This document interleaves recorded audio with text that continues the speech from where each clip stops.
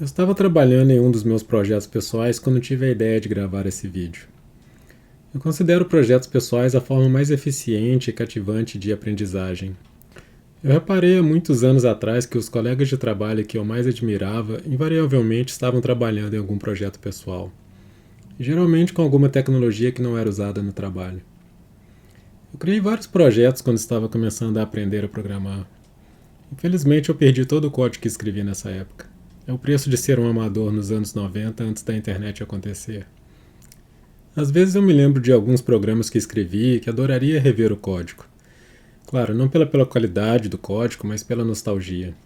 Eu escrevi vários programas para MS-DOS que foram perdidos para sempre e que eu adoraria rodar em algum emulador como o DOSBox, por exemplo.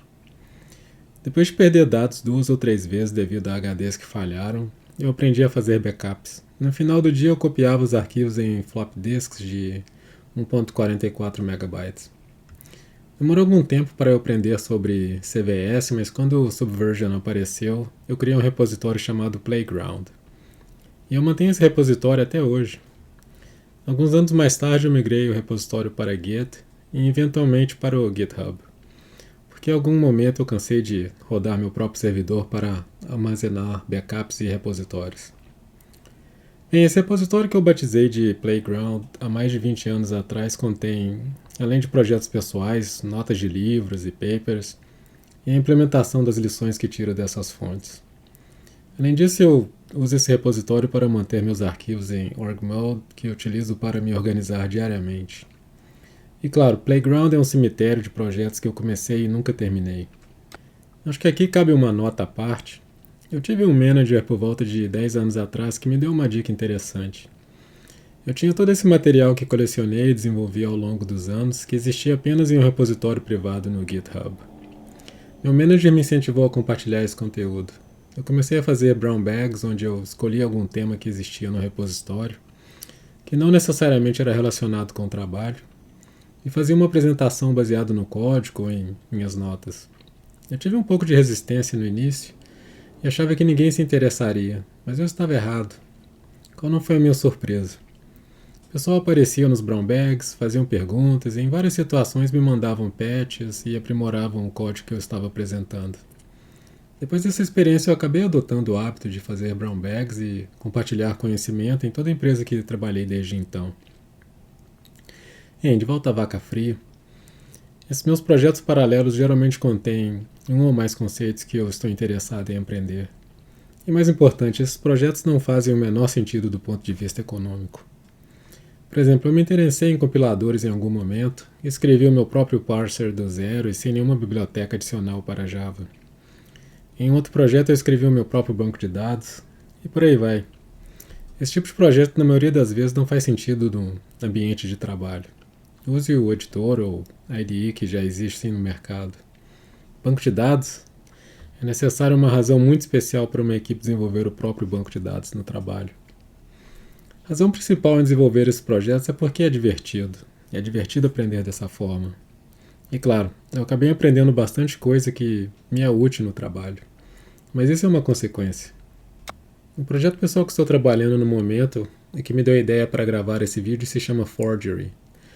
De novo, do ponto de vista econômico o projeto não faz sentido. Seria mais rápido eu utilizar ferramentas que já existem no mercado. Mas é divertido e é a minha desculpa esfarrapada para aprender e escrever código em Rust. Forgery é uma ferramenta CLI que eu utilizo para automatizar todas as tarefas de um outro projeto para a web que eu batizei de Ironlogger. Por exemplo, parte do deploy de um aplicativo consiste em incrementar a versão do software. Eu automatizei essa tarefa no Forgery utilizando libgit.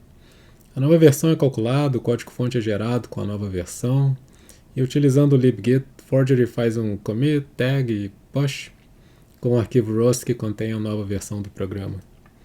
É claro que tarefas simples como essa já existem em builds.